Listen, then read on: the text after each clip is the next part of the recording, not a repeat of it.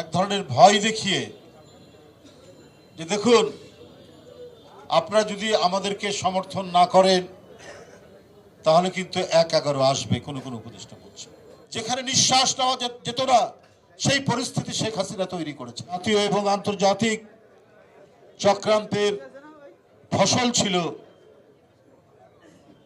মঈনুদ্দিন ফখরুদ্দিনের সরকার। তো এই মঈনুদ্দিন ফখরুদ্দিনের সরকারের বেশি আঘাত তো বিএনপির উপর দিয়ে গেছে। জাতীয় চক্রান্ত তো প্রকাশ্যেই শুনেছি তাদের আন্দোলনের ফসল হচ্ছে 111। তো সুতরাং আজকে যারা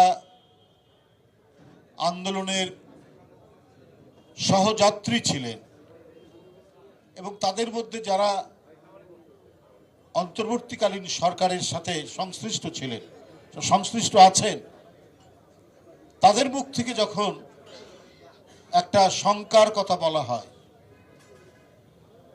তো সেই শঙ্কাটা বিএনপিকে উদ্দেশ্য করে, তো সেটার তো কারণ কি এটা তো আমাদের মনে হচ্ছে যে তারা এক ধরনের ভয় দেখিয়ে যে দেখুন আপনারা যদি আমাদেরকে সমর্থন না করেন তাহলে কিন্তু ১-১১ আসবে কোন কোন উপদেষ্টা বলছে। মতামতের ভিত্তিতে অন্তর্বর্তীকালীন সরকার একটি স্বচ্ছ, অবাধ, নিরপেক্ষ নির্বাচনের ব্যবস্থা করবে। এটাই তো শেখ হাসিনা করতে দেয়নি। এই পরিস্থিতি অতিক্রম করে আমরা এসেছি, তো আমাদের আর কি ভয় পাওয়ার আছে? আমরা লড়াই সংগ্রামের মধ্যে দিয়েই আমরা এগিয়েছি।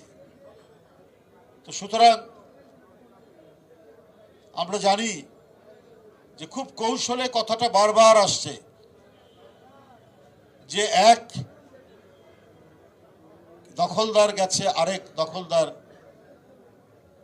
তারা নানা কিছু করছে বলছেন। অন্তর্বর্তীকালীন যে সরকার তাদের সাথে যাদের বেশি খুব সখ্যতা তারাও এটা বলেন এবং কিছু কিছু উপদেষ্টাও বলেন এবং তাদেরকে খুব জোরালো যারা সমর্থন করেন তাদের পত্রিকাগুলোতেও দেখি নানা কথা।